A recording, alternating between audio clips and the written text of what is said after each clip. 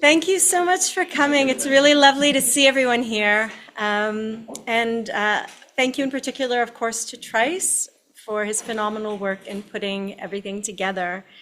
Today, we are marking the 25th anniversary of the Yedida K Stillman Lecture Series, and which is a notable and touching anniversary. And before I introduce our speaker, I want to say a few words to acquaint us with our audience with Yedida K Stillman, in honor of whom our lecture series is named. She was a professor of history and Near Eastern languages and women's studies here at the University of Oklahoma, and along with Professor Noam Stillman, her husband, she was one of the founders of our center and of the Jewish Studies program here at the University of Oklahoma, as well as Hebrew language instruction.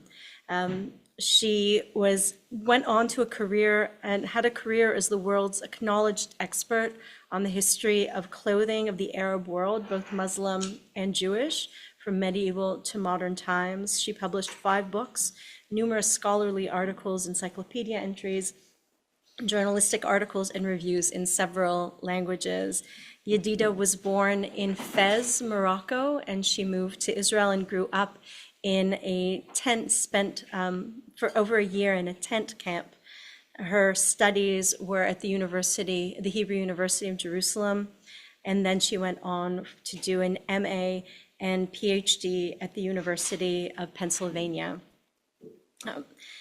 She was instrumental to the establishment of our program and the development of Hebrew language studies and Jewish studies here at the University of Oklahoma, where she was a beloved colleague and teacher. After a 10-month struggle with cancer, Yedida K Stillman died on February 21st, 1988, and she was buried in the Judean hills outside of Jerusalem. So our Yedida K, you can't hear me, Yedida K Stillman Lecture Series, can you hear me in the back, Shmuel? Was inaugurated 25 years ago. And as part of this series, we try to honor Yedida's work by bringing to OU distinguished scholars on the history of Jews in the Middle East and North Africa. And the first ever speaker invited to give this talk 25 years ago was Professor Paula A, who is speaking to us today. And Alan, correct me if I'm wrong, but I believe it was Trice who came up with, sort of recognized that and came up with this wonderful idea to invite Professor Sanders back to speak to us. So now let me tell you a bit about Professor Sanders. So Paula Sanders is Joseph and Joanna Nasro Mullen Professor in Humanities and Professor of History at Rice University. She earned her BA from Northwestern University and her MA and PhD from Princeton University. Her specialties are the history of the Islamic world in the Middle Ages and the history of medieval Jewish communities in the lands of Islam. Her publications include Ritual Politics in the City in Fatimid Cairo and Creating Medieval Cairo, and with S.D. Goitain, A Mediterranean Society, the cumulative indices of the series A Mediterranean Society. And her co-edited works include, with Werner Kelber, Oral Scribal Dimensions of Scripture, Piety, and Practice, and with Emram El-Badawi, Communities of the Quran. And she's formerly Dean of Graduate and Postdoctoral Studies and Vice Provost for Academic Affairs at Rice, where she also served as director of the Boniac Institute for Religious Tolerance. And her current research focuses on material culture in Fatimid Egypt.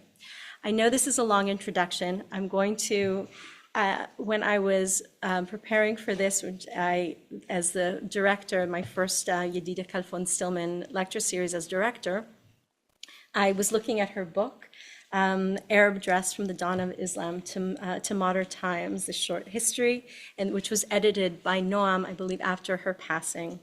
And one thing that stood out to me in the acknowledgments that Noam wrote was, I could not pretend to know all of the many individuals who had given assistance and advice to Yedida over the years that she worked on this project.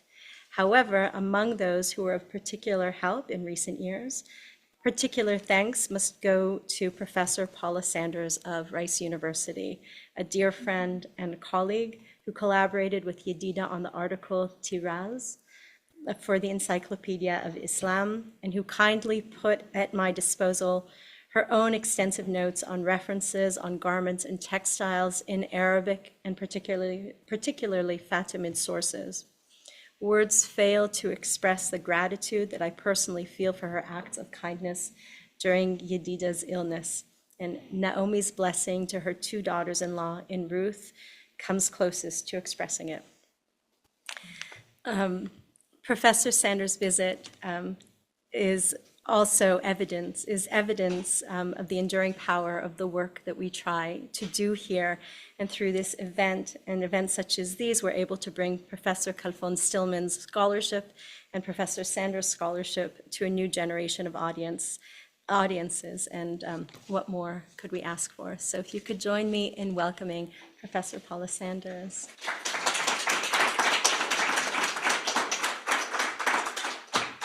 Thank you, Ronnie, and thank you, Trice. Is Trice still here? There you are. And thank you to all of the colleagues here who have entertained me today with such wonderful walks and conversations. It's been a complete pleasure to spend time with you here. I am really grateful for all of your hospitality. And I am very, very grateful for the opportunity to deliver the 25th Annual Yedida K. Stillman Memorial Lecture. Yedida was a dear friend. When everybody who knew Yedida loved her and marveled at her brilliance and her integrity and her generosity and her graciousness. She had, as you will read, and if you were looking at the screens when they were changing, you could see people describing her radiant smile. She also had a kind of sly smile, which would accompany what could be sometimes her sort of dry but gentle sense of humor. And I'll just tell you one story. I remember one time when Yedida and I were having dinner together, and I said, how did you guys meet? You know, tell me the story of where you met. And Noam regaled me with an extremely romantic story about chasing after Yedida at various cities when he had met her and he was, I don't know, chasing after her. I think it would actually be called stalking now. Sorry, Noam. But it was a sweet story about how he just immediately fell in love with her. And then he finished his story, and then Yedida sort of looked at me and cocked an eyebrow, and with a little smile said, "There is a his and a hers version of this story." And I think that was characteristic of her wonderful, wry, and always gentle and kind sense of humor. I saw Yedida on the day she died. I was supposed to come spend a few days with her over spring break, and Noam called and he said, "She's not going to make it. You better come this weekend." So I flew here, and I had a lovely visit for a couple of hours with the family. Noam and Mia, their daughter, helped Yedida downstairs and onto the couch. And even as she was settling into the couch, she was giving Noam instructions about an answer to send to a graduate student who had asked a question, always devoted to her students. And we had a lovely, quiet visit. And as I was leaving, in typical fashion, a fashion that was absolutely characteristic of her incredible graciousness, as I was leaving, she said, "So kind of you to come," always thinking about other people. I miss my friend, and I really cannot tell you how deeply honored I am to be here and how much it means to me to be able to honor her memory on this 25th anniversary of the inauguration of this lecture series. The first, okay, so I hit the thing and nothing happened. What do I do? It was bound to happen, right? Of course.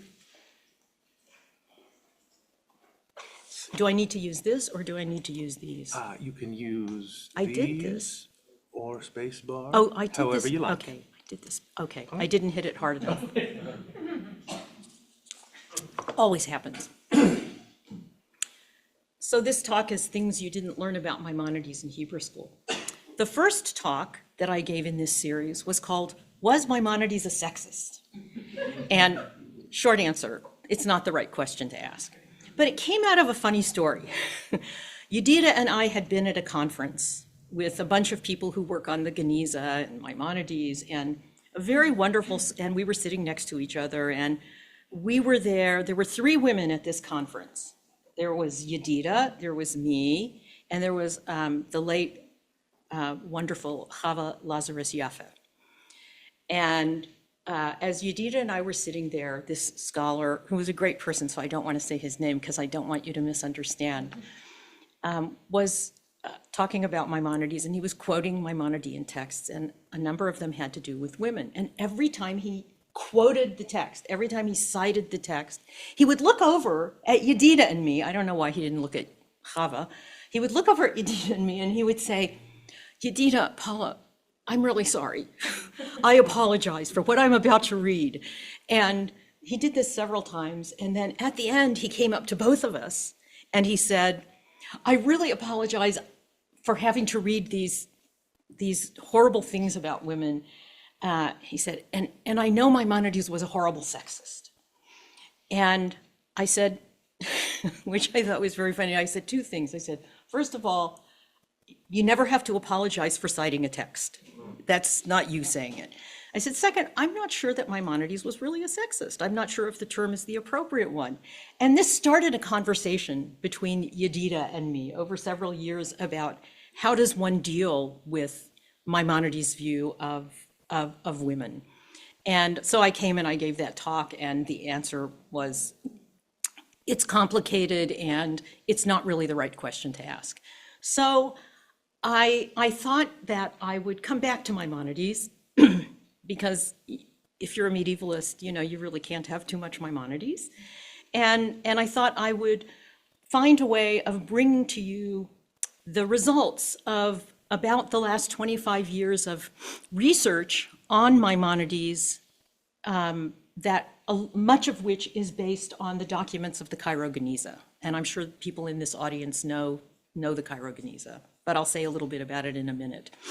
So I just thought I would use this title, Things You Didn't Learn About Maimonides in Hebrew School, which is really things I didn't learn about Maimonides in Hebrew school. And if you look at this old machberet, which actually my friend Phil Lieberman very kindly bought for me on eBay when I told him I had been looking for one, because I remembered it from my old Hebrew school days. Nowadays, this is the machberet you would see with the Sefer Torah, but in those days, it was the Rambam. And so if you look at him, if you look at this, you know, you will see the traditional image of Maimonides. And where does this image come from? Because this is just about, there's a version based on this image in just about everything. So where does this image come from? Does anybody know? This is interactive. I hear people like that. 18th century, that's right. Very good. You get dessert. Go have another dessert. So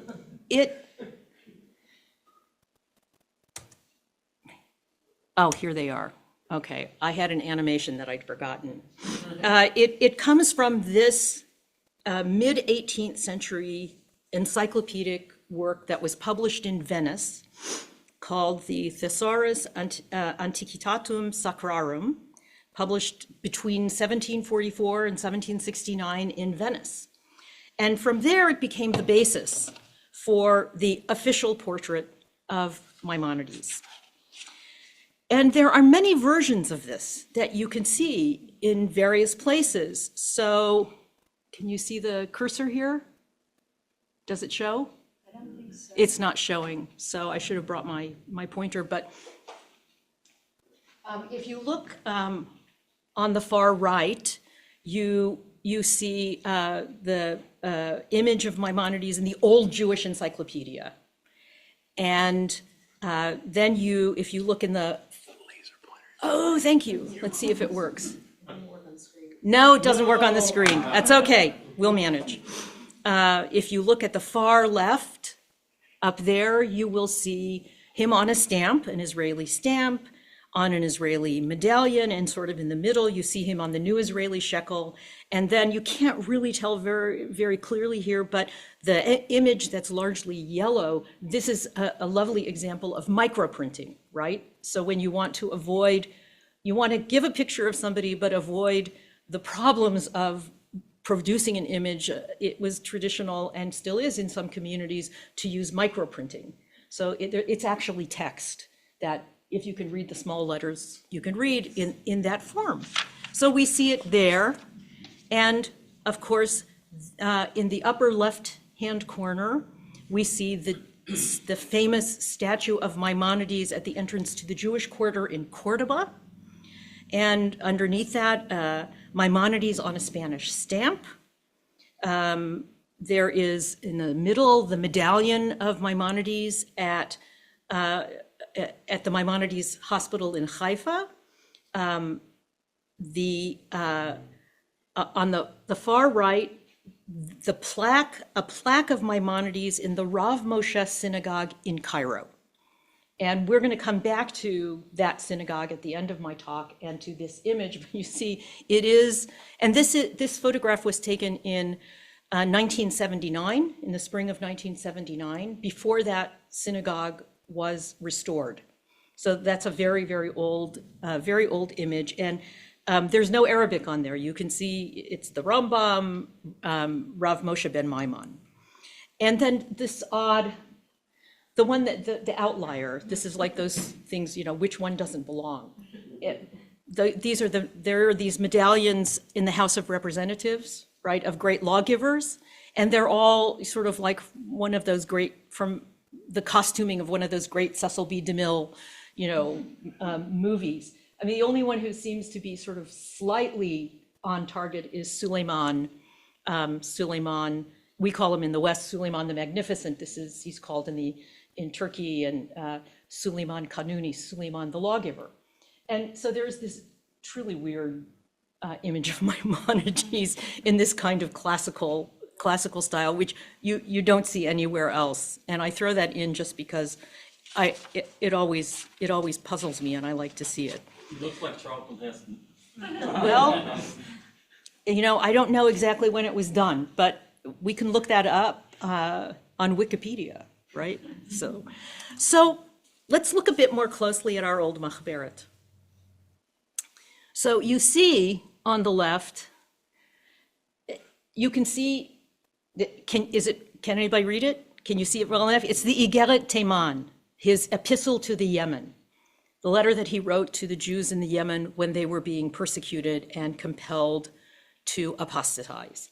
And then on the right, it is extremely difficult to see the letters, but I have no idea what the open volume is, but the one right underneath it says Moreh Nevuchim. This is the guide of the perplexed, and underneath that, Mishnah Torah. Now, the Igeret Teman was originally written in Arabic and then translated into Hebrew, and the only version that comes down to us is the Hebrew version. The Guide of the Perplexed was originally written in Judeo-Arabic, Arabic written in Hebrew characters, and was in Maimonides' own lifetime translated into Hebrew. And as I've been talking with some of my colleagues here tonight, a fabulous new translation by Len Goodman and Philip Lieberman of a translation and commentary and annotation into English of the Judeo-Arabic version of the Guide of the Perplexed has just been published, along with, as Alan and I were joking, Len's Guide to the Guide of the Perplexed.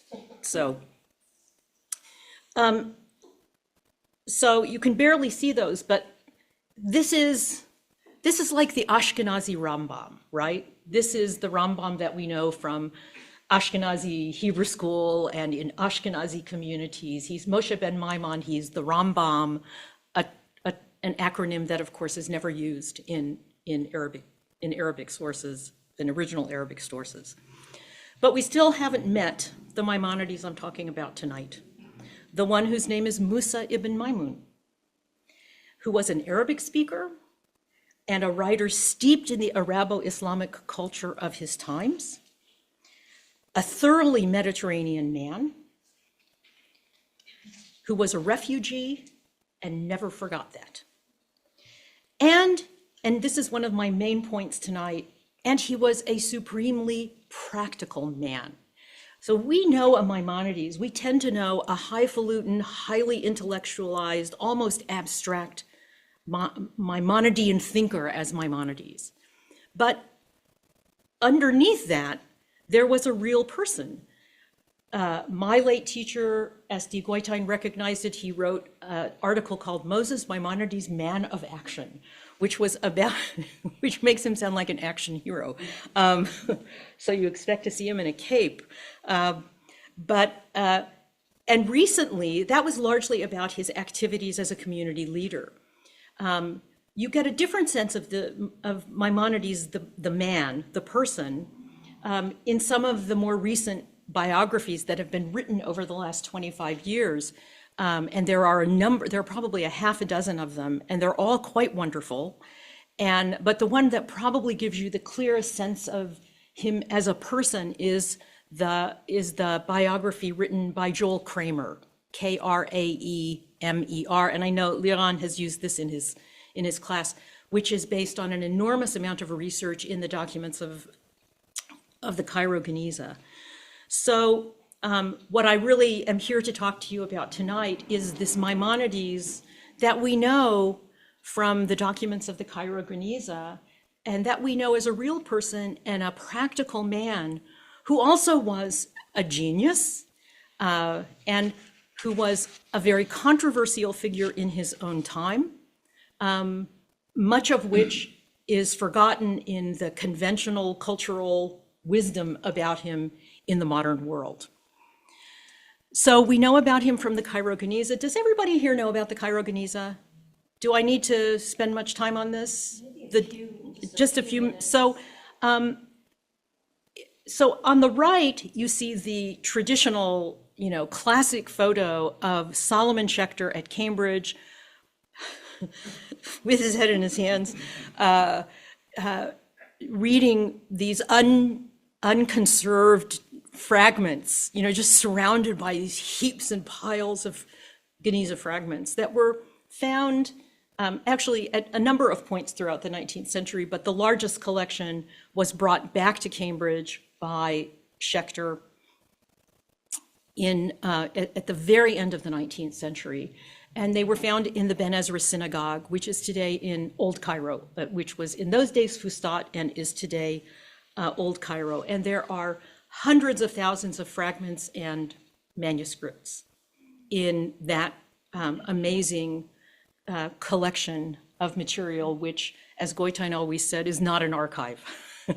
It's sort of the exact opposite. A Geniza is, of course, a chamber or a room or a drawer in which you put documents that can no longer be used for proper disposal, which largely means burying them. And at some point, for reasons we don't know, they stopped taking them out to the cemetery to bury them, and they collected in the Ben Ezra Synagogue. And so it's largely due to these thousands and tens of thousands of documents, of documentary material and manuscripts that we know as much as we do about Maimonides. So let's talk a little bit about him. And what I want to do is take you through his travels before he got to Egypt. He was born in Cordoba in 1138, not 1135, as conventionally thought. And Cordoba and the rest of Andalusia were in those days part of the Muslim Almohad state. The Almohads, in Arabic, the Almoahidin or Almoahidun, practiced an unconventional form of Islam that was characterized by a number of extremist policies that were not typical of other Muslim states. The Almohads insisted that everyone, Muslim and non-Muslim, adhere to their particular version of Islam, which was, of course, not typical and was also contrary to the Quranic injunction that there is no compulsion in religion. In other Muslim states, Jews and Christians were largely able to practice their faiths and to govern their own communities in return for accepting the conditions laid down by the so-called Pact of Omar, and most especially paying the poll tax, the jizya. And while there certainly was discrimination, outright persecutions were not ordinary, were not usual. They did occur at various times and in various places, usually for very short periods of time, a few years, maybe a couple of years, or a couple of months. But what made the Almohad period unusual was not only the scope of the persecution, but the demand that Jews and Christians actually convert to Islam, and more specifically convert to the Almohad version of Islam. So in the face of this outright persecution in the mid-12th century, many Jews in Andalusia fled. And some went north to Christian Spain, and many went south to the Maghreb, to Western North Africa, other parts of North Africa and Egypt, because these were Arabic-speaking lands, and these Jews were Arabic-speaking Jews who were also immersed in Arabic culture.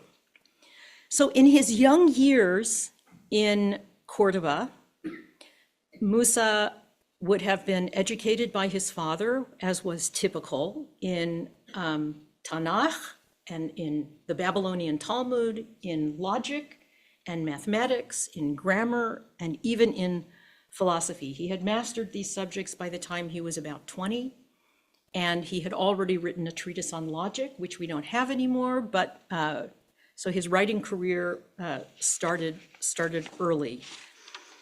And then conditions deteriorated for the Maimonides family and other Jews in Cordoba. In 1159 and 1160, the Maimon family, along with many other Jews, left Spain. And they went, it seems they may have left Cordoba and gone to one or another of the cities in Andalusia where they could live under the radar. And then they decided to go to Fez, to Morocco. And the family would have traveled from one of the three major ports. We don't know which one. It would have been Seville or Malaga or Almeria. And we don't even really know exactly what time of year. So they would have traveled on a ship, probably a merchant ship, that was powered largely by the wind, by sails. They might have had a few oars to help, but they would have depended upon the winds. And so if we don't know exactly when they left, it's hard to know whether they needed to catch the winds going east or the winds going west.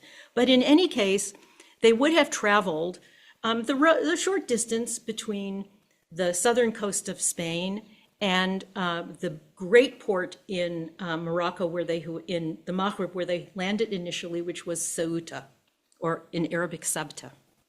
And in English, we typically say Ceuta, so it's Ceuta or Sabta, which was a major port. And it was also there was also a naval installation for the Almohads there. Now you might say, why would Jews have gone to this naval installation, a place with a big naval installation? Well, one of the big dangers of any kind of travel was brigands and on the sea pirates, and they tended to, and so even this short distance would have been a distance that was dangerous, where they could have been attacked by pirates. They would have been on a Muslim ship, and it would have made sense to go to a port where there was a big naval installation to discourage the pirates, because piracy was everywhere in the Middle Ages, everywhere. So once they got to Ceuta, they then would have traveled overland for about a week to get to Fez. Now, Morocco, the Maghreb, was also a part of the Almohad state. So why did they choose to go to Fez? We don't know for sure. But this was a family not only of scholars, but a family that fit the medieval Mediterranean stereotype of the merchant scholar. Lots of people were involved in business, and the Maimon family also was engaged in commerce and trade, as well as in intellectual and scholarly activities. So it's possible there was a large Jewish community in Fez before the Almohads. It was a merchant community. They traded all over the Mediterranean. So they may very well, we don't know for sure, they may very well have had business contacts there. And perhaps the conditions were just a little bit better for Jews in Fez than they were in other parts in Seville or in Cordoba, because, you know, persecutions are often, they're not necessarily of the same intensity or scope from one place to another. The fact is, we don't know. So perhaps it was simply easier to live as crypto-Jews there. In these years, so Maimonides would have been about 21 when they went. And they stayed for about 5 years, 5.5 years. And in these years, he wouldn't have been studying Jewish texts, right? If you're living as a crypto-Jew, if you're living under the radar, you're not going to go out and study Hebrew texts, among other things. But he also had already completed that part of his education, because he was a genius, a bona fide genius. And so in these years, he studied medicine. These are the years where he studied medicine. Now, why study medicine? Well, first of all, he'd already studied philosophy. Medicine in the Middle Ages is a branch of natural philosophy. So that's one thing. Second, medicine in the medieval Mediterranean world was non-denominational. There were Jews and Christians and Muslims who were famous doctors everywhere. They were all part of the Hippocratic Galenic tradition. They studied with one another. They read one another's works. They treated patients across across denominational lines. So if you wanted to study something that's non-denominational, why not study medicine? And it means he would have apprenticed with largely, probably with a Muslim physician or physicians. And so he made connections at this time while he was studying medicine that he continued, or he made connections and networks that he sustained for the rest of his life. Because we have letters of him writing to physicians, famous physicians in the Maghreb. So that connection to the Maghreb through medicine continued. And he wouldn't really have been treating patients, but he would have been studying medicine at that time.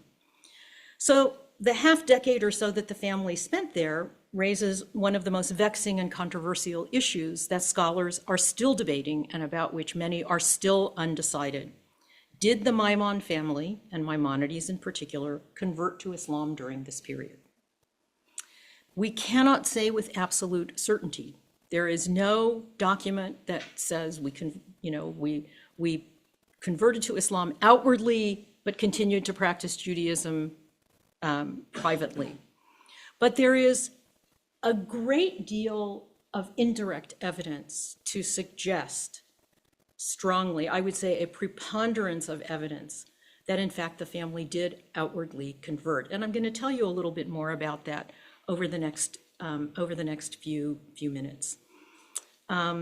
So it was probably easier for them, because they were well known in Cordoba, it was probably easier for them to pass and be unrecognized in Fez than it would have been in Cordoba, and to live as Muslims publicly without raising suspicions that they were continuing to practice Judaism in private.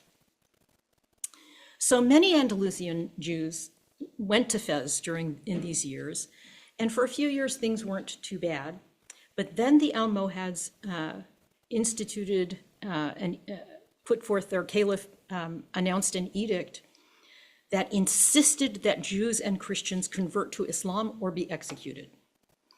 And in those days, some rabbi, who is never named, we don't know who he is, wrote a responsum, a juridical opinion, in Arabic a fatwa, saying that conversion to Islam, even under duress, is prohibited.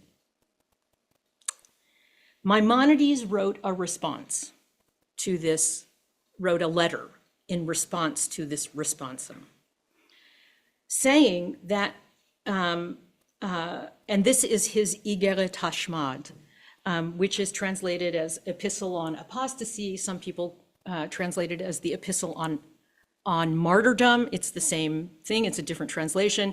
I think Joel Kramer's translation, Epistle on Forced Conversion, is a really, really good one, because the forced part of it is what's really important. So he wrote his Igeret Hashmad, in which he argued that Jews were permitted, while under duress, to practice Islam in public while practicing Judaism in secret. And he mainly wanted to point out that this unnamed rabbi had not understood the difference between accepting Islam voluntarily, apostatizing voluntarily, and converting to Islam under compulsion. Now, there was another issue, which was that while Jews in Christian Europe considered Christianity to be a form of idolatry, and therefore were inclined more towards martyrdom than to converting under duress, that was not typical of Jewish communities in the Islamic world, who tended to accept reluctantly perhaps the need to convert under duress, and that was preferable to martyrdom. And part of the reason they could think that was that they did not consider Islam to be a form of idolatry. And Maimonides does not have very many nice things to say about Muslims in his writings, but on one issue he is very, very clear. And in a famous responsum, he says, "The Muslims are not idol worshippers. Idolatry has ceased to exist in their mouths and hearts, and they attribute the proper oneness to God without fault." So he did not consider Islam to be a form of idolatry.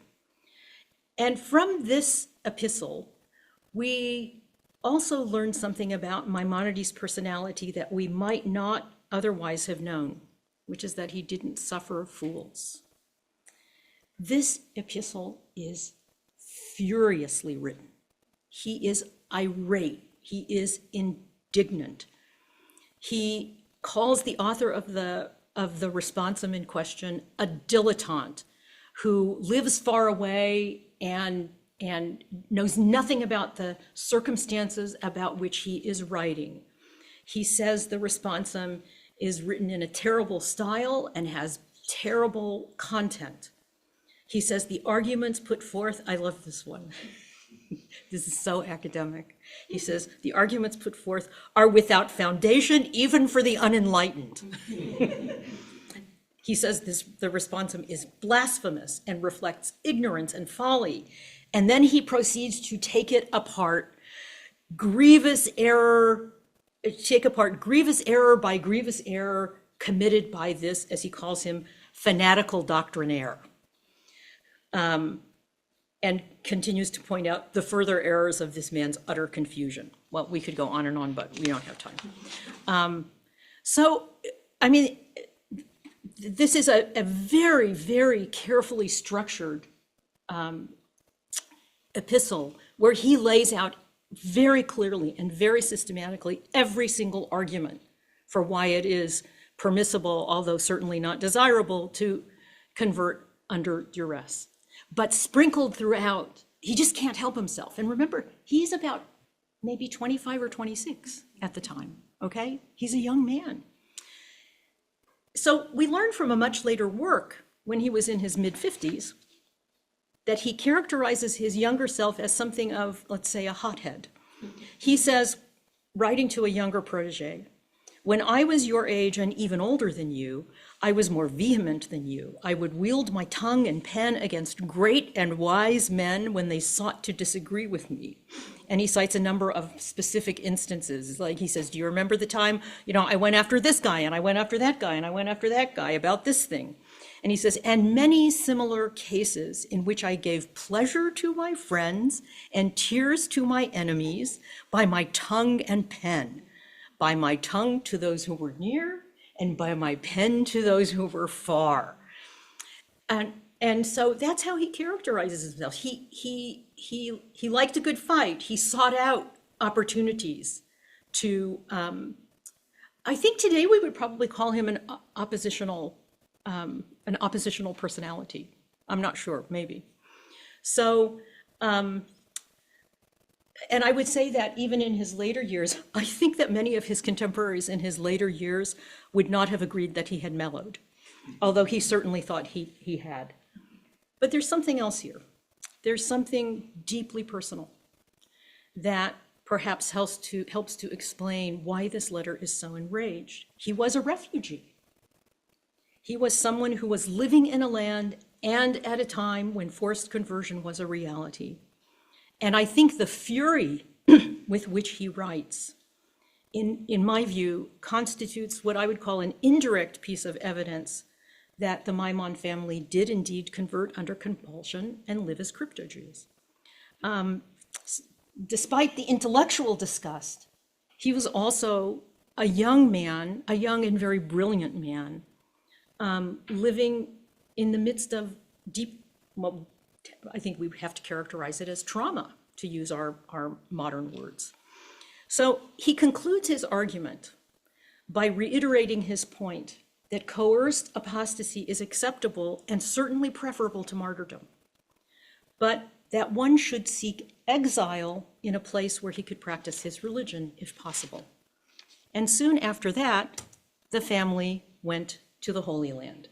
And this is just showing you this red line in a sea voyage over the course of about a month, where in the medieval Mediterranean, you hugged the coast as much as you could, because going out into open waters subjected you to more dangers like pirates and storms and things you couldn't see. By the coast, you were also subject to shoals and rocks and other things. So sea travel was a risky business. It was a lot safer in the Mediterranean Sea than it was in the Indian Ocean, and I'll get to that in a minute. So in 1165, things got rough in Fez and the family left, and they embarked from Fez. And we actually know about this because we have something that he wrote where he talks about they embarked from Fez on April 18th, traveled by sea in a Muslim ship, hugging the coast as much as they could. And we have and I wonder sometimes, when they got on the boat, when they got on the ship, which would have been a Muslim ship, with a lot of people who were merchants and traders, and they probably had maybe we know that one Arabic source describes him as being a pearl merchant, because they're easy to carry, right? And easy to conceal from customs agents. And so they probably had something that they could sell along the way to keep the money coming in. So he and his family probably had maybe some small spices or some gems or some pearls that they had with them. But you wonder, when he got on the boat, did he say the traditional tefillat haderech that a traveler says upon embarking, that's known from the Babylonian Talmud? Did he make up his own version? Because he was always making up his own version of things. And we have a short description from him, not only of the sea voyage, but especially of a harrowing storm that took place about a week after they set sail.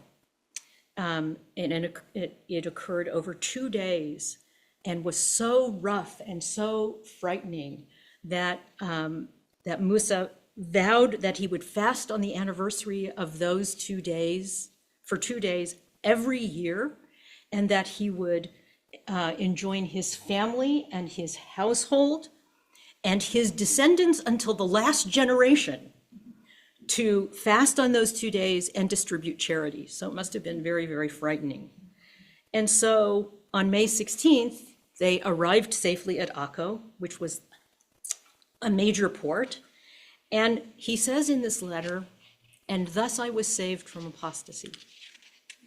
So I still call it an indirect piece of evidence because, you could argue that he was saying I was saved from having to convert, but I still think it may well be taken as, it's reasonable to take it as evidence that perhaps he indeed had been coerced into conversion. And now he could finally live openly as a Jew. The family stayed in the Holy Land for about a year. And Musa, his father, and his younger brother David made pilgrimages to a number of sacred sites. So they went to the temple, to the site of the temple. They visited the tombs of the ancestors in Hebron. They went to the cave of Machpelah and other places. And this also constitutes another piece of the accumulating evidence that I think he probably did convert under duress, because visits to sacred sites could atone for sins. And even though you did it under duress, converting, apostatizing was a sin. And so there was a lot to atone for. So they stayed in Akko, Acre, which was a bustling port city with a very heterogeneous population that included European Christians, local Christians, Muslims, about 200 Jewish families. And it was the port at which most Jewish pilgrims arrived. Now, Palestine was not a good place for Jews at this time. It was part of the Latin Kingdom. The Franks, the Crusaders had conquered it, and it was still recovering from the First Crusade, when the Franks, as you may recall, had massacred many Jews and Muslims in Jerusalem. And Jews were not permitted to live in Jerusalem, in the Kingdom of Jerusalem. But they were permitted to go there to do business and to make pilgrimages to holy sites, assuming that they could avoid the highway robbers and the brigands and the various customs officers collecting tolls, whether legitimate or not, like those people who are spamming us all the time now saying, you went through a toll and you're getting those, and now you have to send this money to me, and you just say it comes from England. So there were lots of people scamming pilgrims. So the Maimon family stayed there for about a year, and we don't know precisely why they went to Egypt, chose Egypt, but we can make an educated guess. Fatimid Egypt, and this was the tail end of the Fatimid period. The dynasty, the state ended in 1171 when Saladin took over. Fatimid Egypt was a relatively tolerant place, and it had a large and vibrant Jewish community that was deeply involved in international trade and commerce. It had many Jews from the Muslim West. There had been migrations of Jews and others, and Muslims as well, from the West to Egypt over the course of, in particular, the 10th and 11th centuries. So there were lots of Jews from the Mediterranean West. So it was ideally located for people, for a merchant family or a merchant scholar family engaged in international trade, which also does, in fact, describe the Maimon family. And so they went to Egypt in 1166, staying first very briefly in Alexandria, the port where they disembarked, and then settling in Fustat. This is Old Cairo, and this is the first Islamic capital of Egypt. Fatimid Cairo is the fourth, and it's several miles northeast of Fustat. So Fustat was, it was part of this big metropolitan area around Cairo. And that's where he spent the last 38 years of his life until his death in 1204.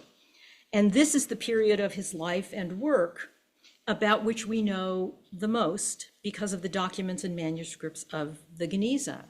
And the things that he wrote, his writings include in this period many sections of the Mishneh Torah, the Guide, his medical writings, and a host of letters and responsa.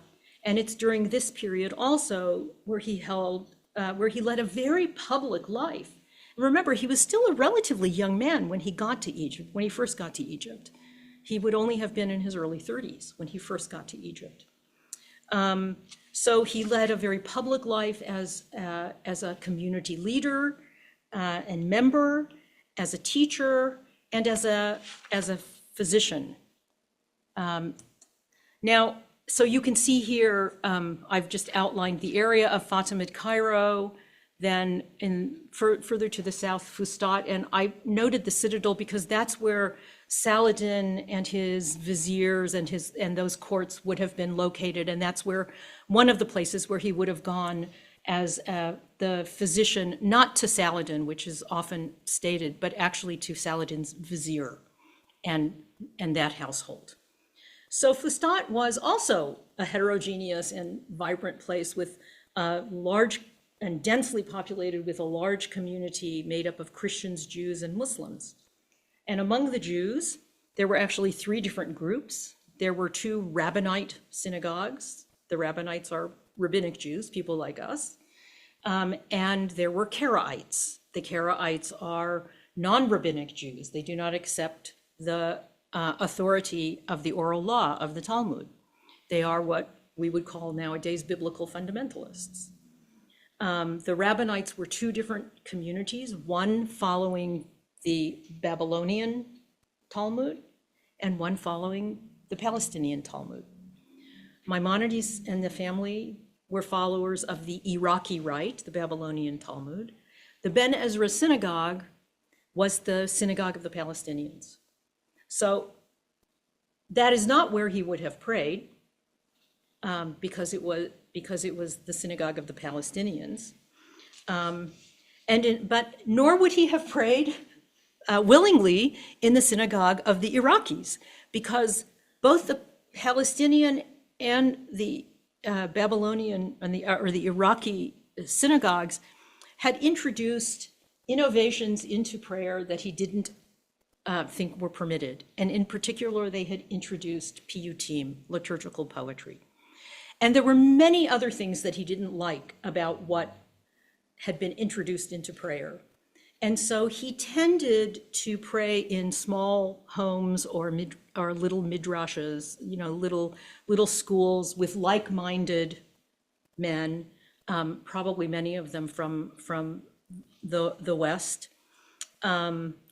and where they would avoid the things that he didn't like, the things that he didn't think should be permitted in prayer. And there was another reason that he avoided synagogues.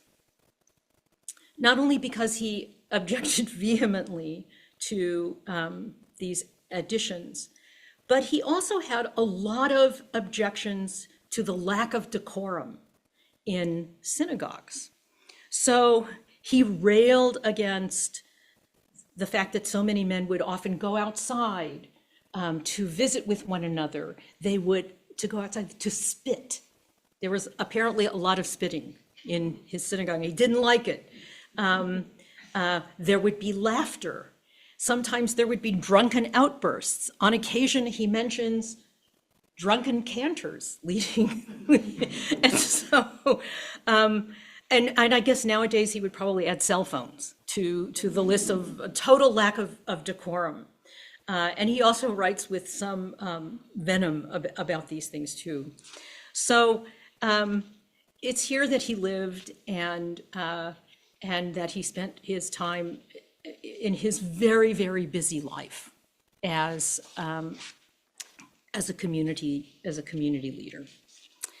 Well, I hope you've gotten a sense of this really practical Mediterranean man who was Maimonides. And there is so much more to say about him. but there just isn't time. So I'd like to round out my remarks now by telling you a little bit about what I would call the afterlife of Maimonides, not what he thought about the afterlife, but his legacy. And one of the reasons I want to do that is among her many areas of expertise, Yedida was a folklorist and an ethnographer. And so I want to tell you now about some persistent traditions about Maimonides as a healer, not lauding his great medical knowledge or his pharmaceutical injunctions, but I mean the practices of Jews in the 20th and 21st centuries to pray for Maimonides' intercession for them as a healer, a set of customs that he would definitely not approve of. And this brings us to the Rav Moshe Synagogue in Cairo. So if you look at this Rav Moshe Synagogue, I've put up a map here where you see the area of Fatimid Cairo. In purple, you can see the Jewish quarter of the that was established in the Ottoman period, which is quite different, of course, from Fustat, which isn't even shown on this map. And that's where the Rav Moshe Synagogue in Cairo is and remains today.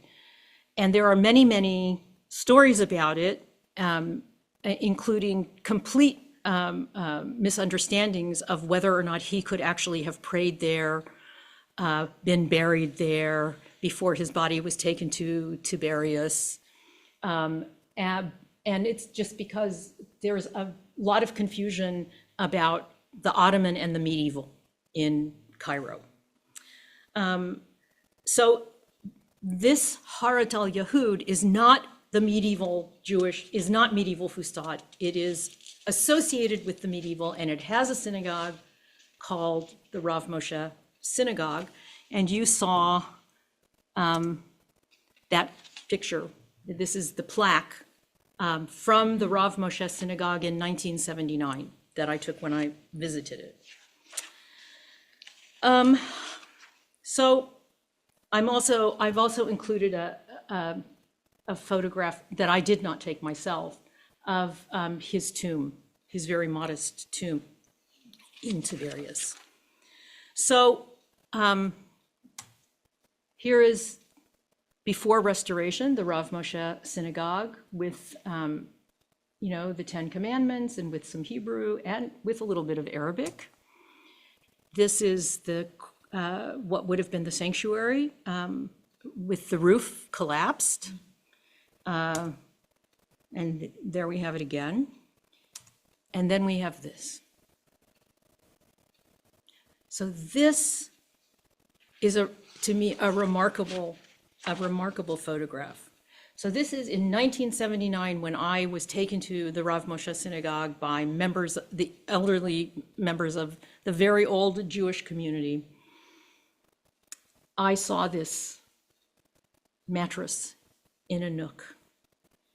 And it was explained to me by my friends in the community that, and I hadn't known about this before, they said, oh, well, when people are sick, they come and they sleep in the Rav Moshe Synagogue in order to get well and in order to ask for his intercession. Now, in this sense, these customs surrounding the use of the synagogue are completely consistent with longstanding local Egyptian culture. The Islamic world had and has a very vibrant cult of saints, especially North Africa among Jews has it, but all over we find, especially in the medieval world, in Syria, in Egypt, there are saints and saints' tombs everywhere. And people pray at saints' tombs.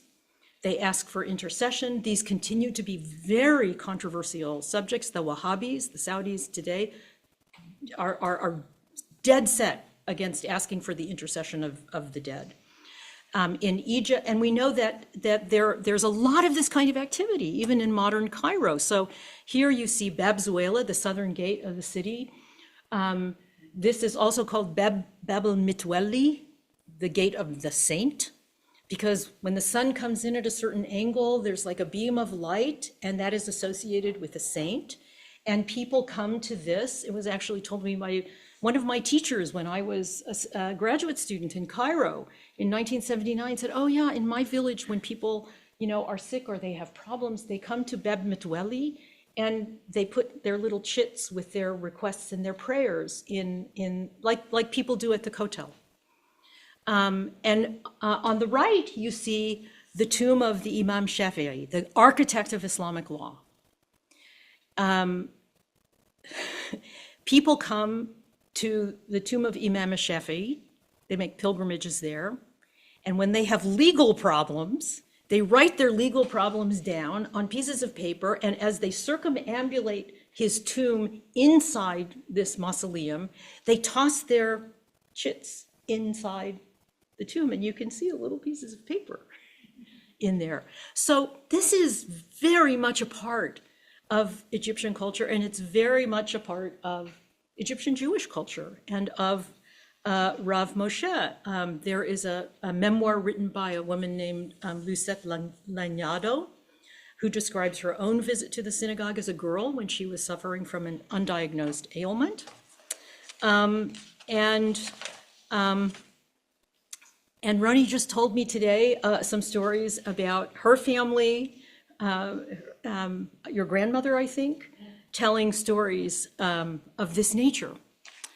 And of course, we know that it's not unusual for people in modern Israel. You see on the right, Hamza, you got a nice picture of the Rambam up there in the right corner. This I bought when I was visiting my family in Bayat Vagan. So, but here are two amulets from the Middle Ages, from the Cairo Geniza. And we have dozens and dozens and dozens of these amulets. So this is, I think, a little bit of the part of the afterlife of Maimonides, a different kind of healer, someone who you sleep in his synagogue and hope to be cured. You have him, along with other, and I think some of these are important Sephardi rabbis. Noam has written about this phenomenon too. We know people make pilgrimages to saints' tombs. It's very common among Moroccan Jews. And so this is a part of the afterlife of Maimonides. It's a different Maimonides. It's not the real man that we've been talking about, but it's another instance in which it's not his tremendous intellectual powers that are being honored, but rather his powers as a healer. So I think I'll stop there. I hope you've gotten a sense of perhaps a different side of Maimonides than you would otherwise, that you didn't know before. There's much more to tell, and I really recommend to you any one of these wonderful biographies that have been written in the last 20 or 25 years about Maimonides, depending upon your particular interests. So I think I'll stop there, and thank you very much for your time and attention.